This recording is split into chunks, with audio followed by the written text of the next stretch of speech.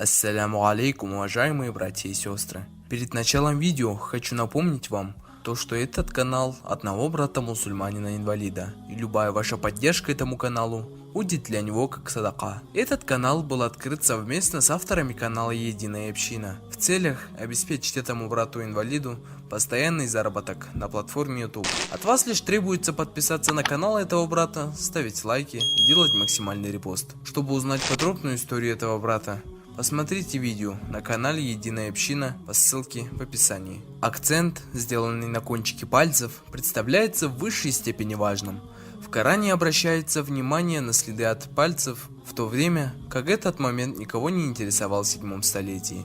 Важность рассмотренного явления была установлена лишь в 19 веке. Аллах говорит нам в священном Коране, что воскресить человека после его смерти не составит для него никакого труда. В то же время, в приводимом ниже аяте, он обращает наше особое внимание на такую, казалось бы, незначительную деталь, как кончики пальцев человека. Неужели человек, после того, как мы сотворили его из небытия, думает, что мы не соберем его разбросанные и слевшие кости? Да, у нас хватит силы, чтобы собрать заново воедино даже кончики его пальцев. Сура 75, 3 и 4 аяты.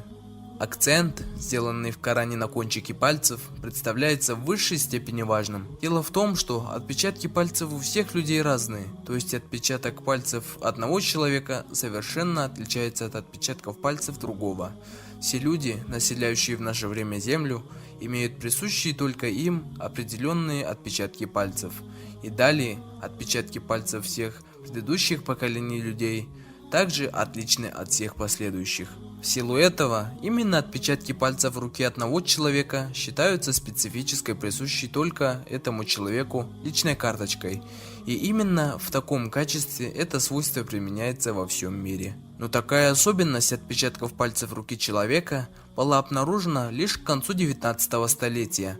До того времени они представлялись людям просто набором линий, ничего не обозначавшим и не обладавшими какими-либо значительными особенностями. Однако в Коране обращается внимание на следы от пальцев, в то время как этот момент никого не интересовал в 7 столетии. Важность рассмотренного явления была установлена лишь в наше время.